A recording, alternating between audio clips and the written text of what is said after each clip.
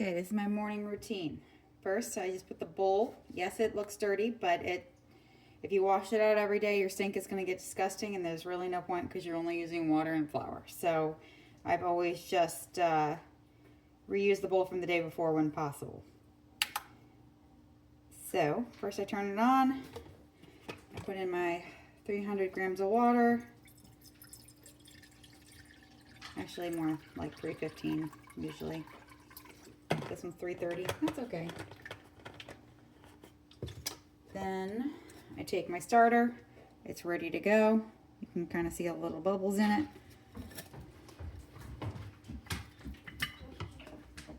Then I make it, so it was 330, so now I need 430.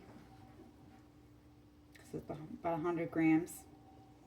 Doesn't have to be super perfect here, but I want to get it close. Let's see. Oh, 442. That's good enough.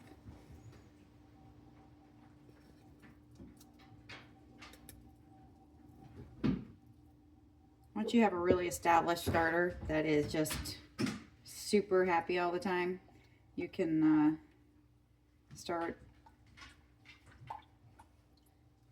being a little bit more willy-willy with your grams, but until then you gotta really make sure you get it right. So I just kind of stir it in, make sure it's nice and whatever. Then I like to do, because I'm frugal, sometimes I do a little bit of regular flour. So it's at 442 right now. So I'm going to go up to 542, and that'll give me 100 grams. 542. Okay. And then this is when I add a little bit of water to my starter. You really should measure it. Putting a little extra in there today so that I can make some for my friend Christine. It'll be ready for her tonight to feed again, because whatever her name is, this thing, she's a hungry lady.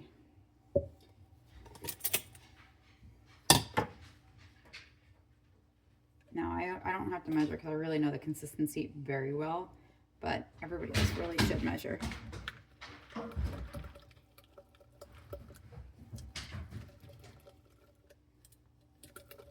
Like a thick pancake batter is what it should look like.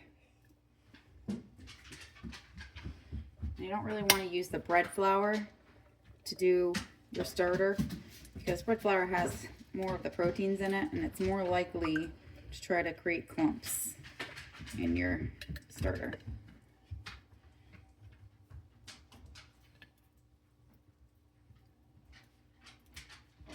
Okay, so now that's my starter's fed. Now I don't have to worry about her till tonight. This can go away. Now I know I only put 100 grams of flour in, so now I'm gonna have to get the bread flour out and do the rest. So always lift, don't stir while it's on the scale because you're gonna hurt your scale.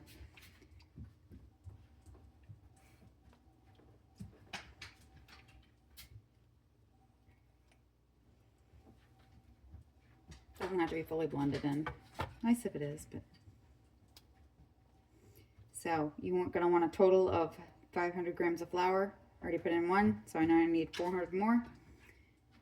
So I'll actually clear it just for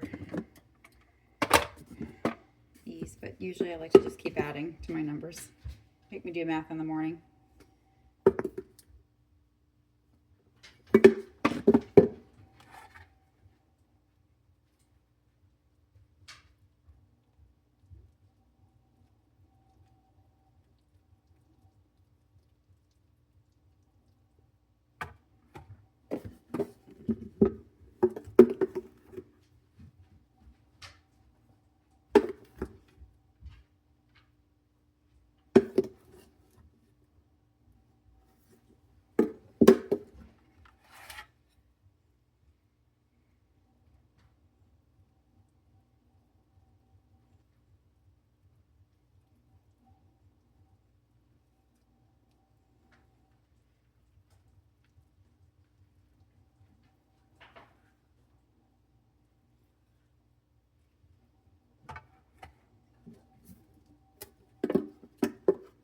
Always make sure if you have your stirring tool in there that is included in the measurements. That's why I cleared it and started it over.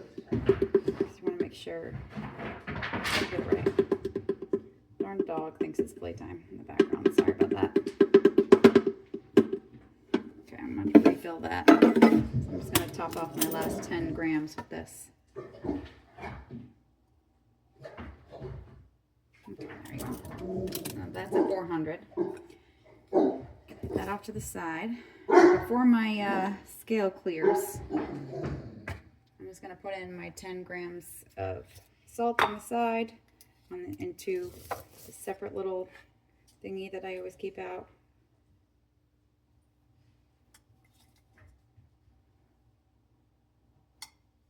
Perfect. Okay. Put that to the side for later because I'm going to wait about 20 to 30 minutes after I finish mixing my dough here to add that. And when I add it, it's going to be a a solid bowl of dough already. So I like to kind of make little marks in the dough and then put, sprinkle on the salt and then kind of knead it a little bit or turn it over so it's another side, add a little bit more and really kind of mix it in that way because you don't want to over knead after your initial knead, because if you over knead it, then you can have a little bit flat of a dough at the end.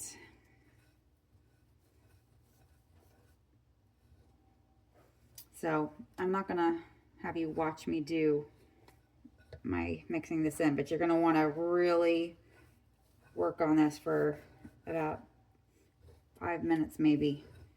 Some people use a mixer with the dough attachment, but I like to get a little bit of a workout in the mornings or whatever, and this is gonna be it.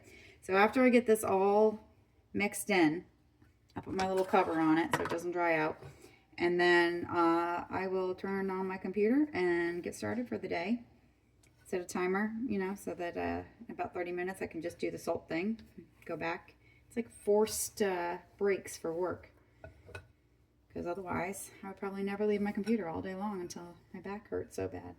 So this helps me with that and helps clear my brain for a second so that I can not get too in depth with stuff and then forget what I was doing or whatever.